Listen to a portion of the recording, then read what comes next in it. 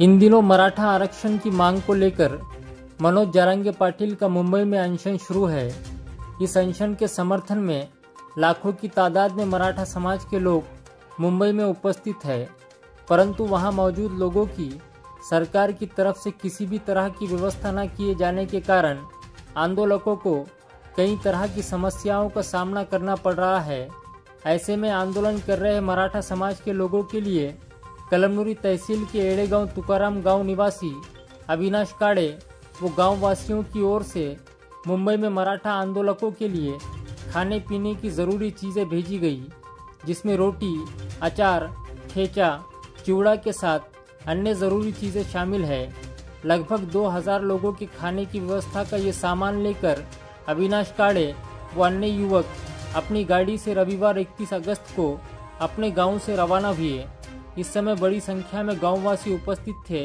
इस beach गांव की महिला व पुरुषों ने मुंबई में मराठा आंदोलकों के साथ हो रही अव्यवस्था के कारण सरकार की कड़े शब्दों में निंदा की।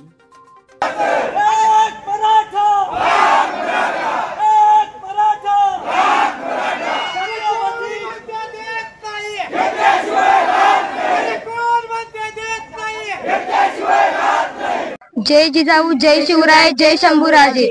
आज आम्ही आमच्या गावातून पोळ्या वगैरे घेऊन मुंबईला चाललेलो आहोत आणि आम्हाला आरक्षण भेटलंच पाहिजे। सरकारला माझी हीच मागणी आहे की आम्हाला आमच्या हक्काचं आरक्षण तुम्ही दिलंच पाहिजे। आम्ही जरांगे पाटलांच्या सोबत आहोत, सरकारने आमच्या मागण्या पूर्ण केल्याच पाहिजे।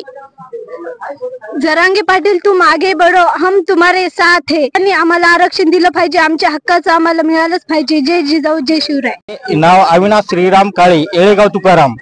मनोज दादा जरांगे पाटलांचे मुंबईमध्ये उपोषण आज 3 दिवस झाले चालू आहे। तिथं जवळपास करोडो लोक आपले टोटल समाज गेलेला आहे महाराष्ट्रातून। त्यांची गैरसोय होत आहे। त्यांची जेवायची व्यवस्था नाही, कशाची नाही, पाण्याची नाही, संडासची नाही, ही कशाची पण व्यवस्था नसल्यामुळे आज आम्ही असा गावाल्यांनी टोटल निर्णय घेतलेला आहे की टोटल गावातून प्रत्येक घरातून 1-1, 2-2 पायल्याच्या रोट्या, भाजी, भाकरी, दसम्या असं टोटल नाही का आमच्या गावाल्यांनी जमा केले आणि मुंबईला आम्ही रवाना होत आहे। टोटल आजच नाही, हे ट्रेलर आहे, पिक्चर अजून खूप बाकी आहे। आज तर नाही का हे एक गाडी चालली, लागल किती अजून 15 दिवस सुद्धा नाही का आरक्षण देतं नाही का आपण जोपर्यंत आरक्षण भेटत नाही तोपर्यंत आमचं गाव म्हणजे शांत बसणार नाही। गाव नाही, टोटल महाराष्ट्र पण मराठवाडा टोटल मराठी आमचं म्हणजे एकदम मागासवर्गीय आहे टोटल की आज नाही का मार्क जास्त पण दुप्पट घेतले तरी पण मुलं म्हणजे एकदम नाही का बेरोजगार होत आहे, फाशी घेत आहेत। हे म्हणजे एकदम टेन्शन येऊन हे म्हणजे खूप बेजार आहेत। तरी पण सरकारने हे टोटल जरा मान्य करावं, नाही तर तोपर्यंत आम्ही जोपर्यंत आरक्षण देत नाही तोपर्यंत आम्ही शांत राहणार नाही। हीच आमची कळकळीची विनंती सरकारला। नाव शिवशंकर माधवराव काळे, राहणार एळेगाव तुकाराम, तालुका कळमनुरी, जिल्हा हिंगोली। मी तुमच्या माध्यमातून सरकारला विनंती करतो की सरकारने मराठी समाजाचा अंत जास्तीत जास्त पाहू नये। जितकं होते तितक्या लवकरात लवकर काय या गोष्टीवर या मराठा आरक्षणावरती निर्णय काढायचा ते काढावं, नाही तर याचे परिणाम खूप बिकट होतात। आज आमच्या गावामध्ये अवघ्या 2 तासामध्ये एक गाडी भरून जेवणाच्या सामानाची महिलांनी अख्ख्या 2 तासामध्ये जर एवढी सोय होते तर सरकारला माझं सांगणं आहे जर याला जास्तीत जास्त जर टाइम लागला तर याचे परिणाम तुम्हाला फार वाईट भोगावे लागतील।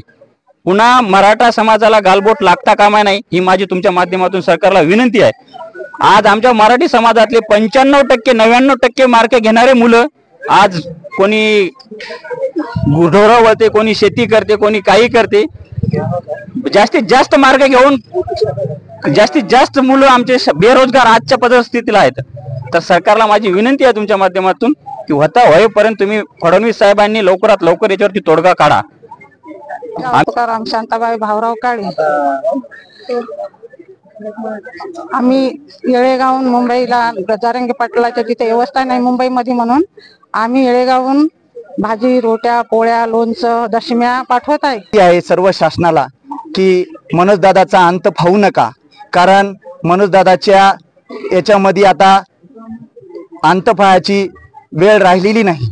शासनाने कृपया विनंती आहे, आमचे खूप काही असे विद्यार्थी आहेत चांगल्या चांगल्या डिग्र्या घेऊन सुद्धा आज आमच्या बेरोजगार आहेत। कृपया विनंती आहे शासनाला की आमच्या मनोदादाचा अंत फावू नका. कृपया ओबीसी मधूनच आम्हाला आरक्षण पाहिजे. आम्ही घेतल्याशिवाय हटणार नाही, कारण आम्हाला आमच्या हक्काचं आहे. आणि मी आहे आशाताई रामराव काळे. आरक्षणासाठी येथून पोळ्या काही दशम्या काही नेत आहेत. मांग यायचं नाही आरक्षणासाठी. मुलं शिकून मुलं घरी राहिलेत, मुलाचा काही फायदा नाही. एवढं सगळ्यापेक्षा जास्त ओपन मार्क घेऊन सुद्धा मागच राहिलेले आहेत. माझं नाव गजानन किशनराव नांगरे. मी असं माझं व्यक्त करतो की आज मनोजदादा जारंगे पाटील यांचं अविरत असं एक उपोषण चालू आहे मराठा समाजाविषयी, जे आरक्षणाबद्दल. ते आज सरकारनं आपल्या हे सर्व मराठा समाज मराठवाड्यातून, विदर्भातून, पश्चिम महाराष्ट्रातून, सर्व महाराष्ट्रातून टोटल मराठा समाज हा मुंबईमध्ये जमा झालेला आहे आरक्षणासाठी. आरक्षणासाठी मुंबईमध्ये आपल्याला झोपण्याची व्यवस्था नाही, मैदानावर झोपण्याची व्यवस्था नाही, आरक्षण गेलेल्या सर्व बांधवांना झोपण्याची व्यवस्था नाही, खाण्याची व्यवस्था नाही, किंवा बाथरूमची व्यवस्था सुद्धा नाही, पाण्याची बिस्लरी सुद्धा भेटत नाही. सर्व दुकाने त्यांनी बंद केले. पण हे दुकानं किती दिवस तुम्ही बंद करा, पण सर्व महाराष्ट्रातून मराठवाड्यातून तुम्हाला जितकं अन्न पुरवतील तितके लोक तुम्हाला पुरवतील महाराष्ट्रातून. एवढं फक्त तुम्ही हे उपोषण तुमचं सारखं चालू द्या. जोपर्यंत गव्हर्नमेंट आपल्याला आरक्षण देत नाही तोपर्यंत तुम्ही तिथं ताले ठोकून बसा. एवढीच मी मराठा समाज आंदोलनकर्त्याला एवढीच विनंती करतो. माझं नाव बेबीताई रामराव काळे. मी हेळेगाव तुकाराम येथील रहिवासी. तुम्ही माझे जारंगे पाटील तिथे येऊन उपोषणाला बसलेले असते वेळेस सर्व मराठा त्यांच्या मागे असते वेळेस हे असं करणं तुमचं सरकारी बरोबर नाही. सरकारचं तुम्ही मान्यता कोणतीच देईना झाले. जिथं माणसं जाऊन उपोषणाला बसलेले आहेत त्यांची तुम्ही खाणं पिणं सगळी व्यवस्था, त्याची संडास बाथरूम सगळी व्यवस्था तुम्ही बंद करून टाकली. हे कशामुळे एवढा अन्याय मराठ्यावर कशामुळे होत आहे हे काय आम्हाला समजणं झालं. आम्ही आमचे मुलं बाळ लेकरं बाळ सर्व शाळेला शिकवले, 99% मार्क घेऊन लेकरं मुलं पास होऊ नये. तुम्ही आम्हाला कोणत्याच याच्यावर कोणतीच आम्हाला सवलत नाही, कुठेच सवलतीची जागा नाही. आम्हाला कोणतंही हॉस्टेल काय पैसे भरूनच आहे, कुठे लागायचं झालं तरी पैसे भरूनच आहे. एवढा अन्याय आमच्यावर होतो. हे कशामुळे होतो हे आम्हाला काहीच समजणं झालं. आमच्या हक्काचं आम्हाला उपोषण हे करून अन्यायाविरुद्ध लढायचं. मराठा आरक्षणासाठी गावातून आम्ही सर्व गावातून रोट्या पोळ्या जे सुद्धा आहे ते पूर्ण मुंबईला पाठवत आहोत. आणि त्यामध्ये आमच्या येथील गाडी जात आहे.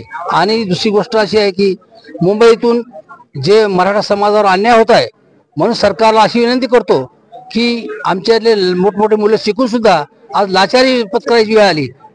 नुसतं नाव मराठा पण सोय कोणतीच नाही असं म्हणून शासनाला माझी विनंती आहे की लवकरात लवकर आम्हाला आरक्षण देऊन उपकार करावे. नसता आम्हाला रस्त्यावर उतरल्याशिवाय गत्यंतर नाही.